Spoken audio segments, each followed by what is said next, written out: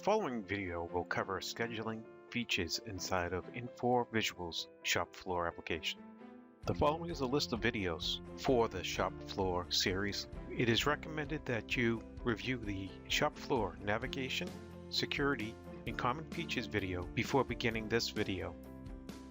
The scheduling video includes settings and displays.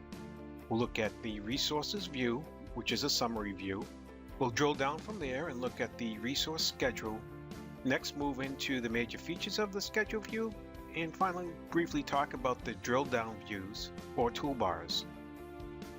Display inside of the scheduling applications can be controlled by how you set up your users. Here's an example of where I want to control and just look at what's set up for scheduling. I don't want to see any of the labor or the material, so I'm going to only focus on the visual, which will be the scheduling applications. Now let's go over and log into the shop floor application. Our first display is the application level.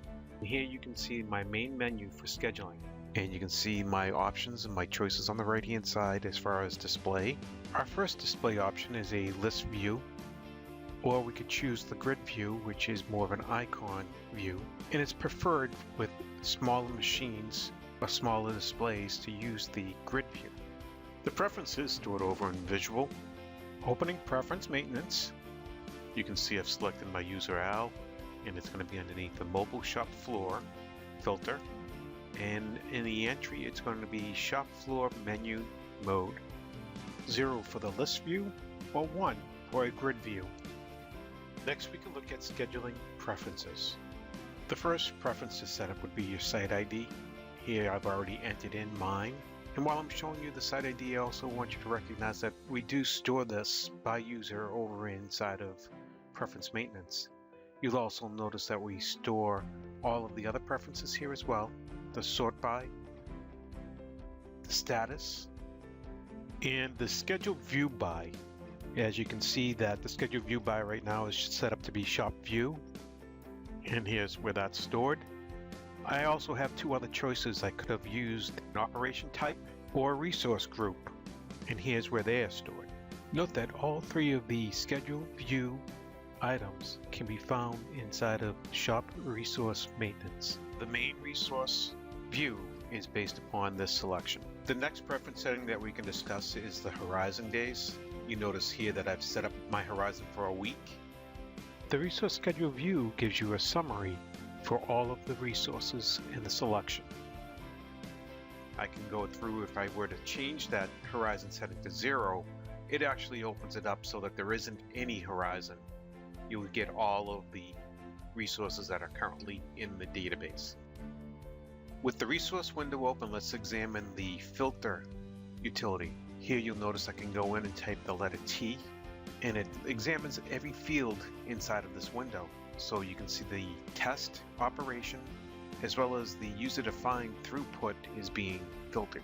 If I add the H, you can see it's now filtered down further to throughput. Let's take a look at the flag icons while we're in the resource window. The first one we can look at is late orders, based upon desired want date of the work orders in the horizon. Also based upon operations that are scheduled to finish after the want date of the work order. If they are late, they will be red, otherwise they will be green. The next one would be previous operation supply.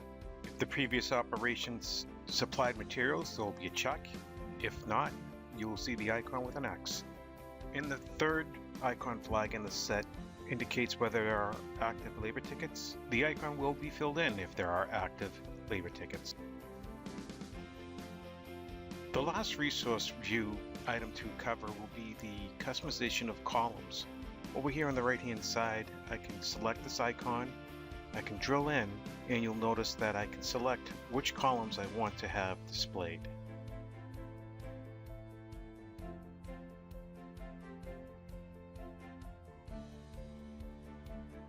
Now that we have reviewed the summary view or the resource view, let's go down one level and take a look at the resource schedule view and explore the resources and operations that are part of it. Starting in the preference maintenance, we can now go back and look at the sort work order by. There are 5 sort options: due date, schedule date, work order, customer order, or customer name. And over on the right hand side is the resource schedule. The due date is the want date for the work order, or you can choose the finish date of the work order, which is your schedule date. Notice the red dot icons will appear when the finish date of the work order is later than the want date. I only have one work order that is not going to be late. The resource scheduling view has an additional display. It will display the quantity completed as well as the quantity deviated for the current day on the selected resource. Also with the resource scheduling view, you have several columns that you can go back and review, including user-defined fields. I'm going to go all the way to the right-hand side, and you'll notice that where you do have customer information, you'll find customer ID, customer name, and customer orders.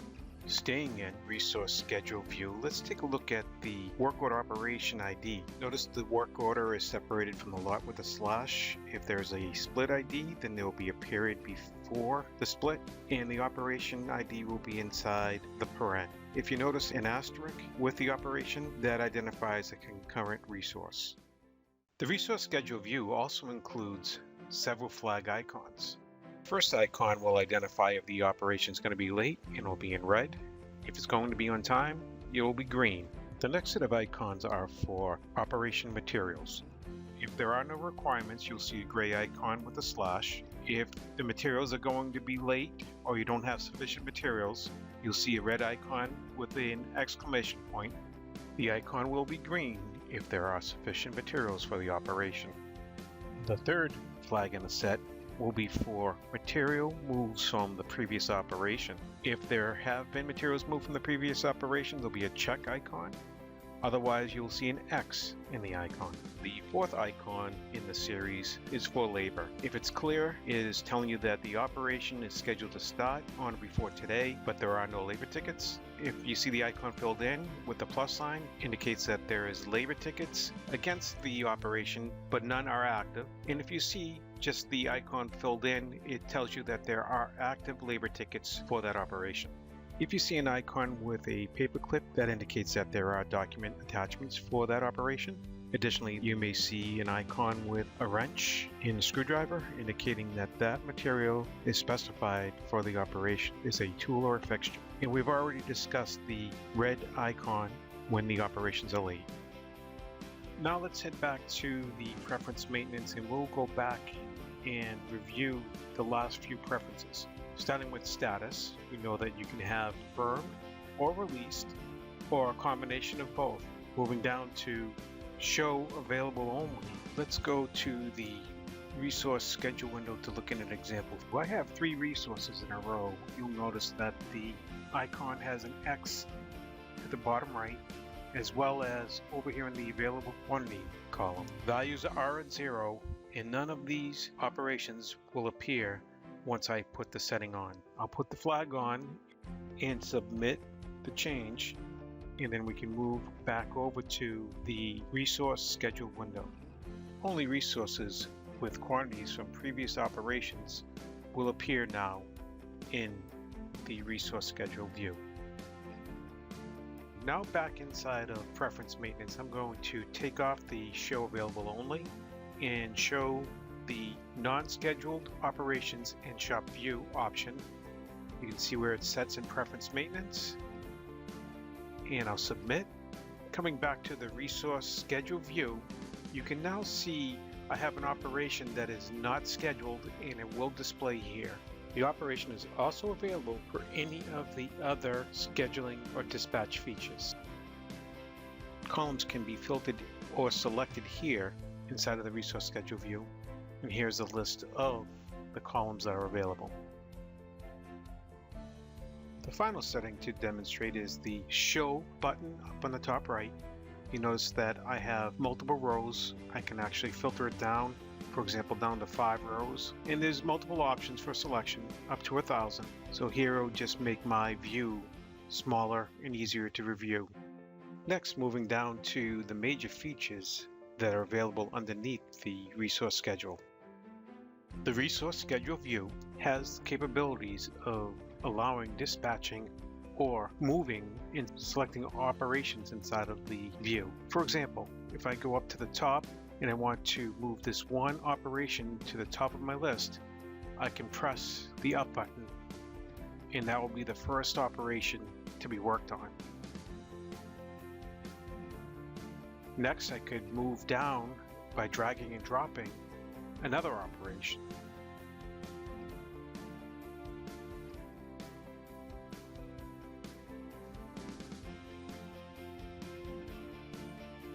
Once that's completed, I'll need to go through and I'll submit.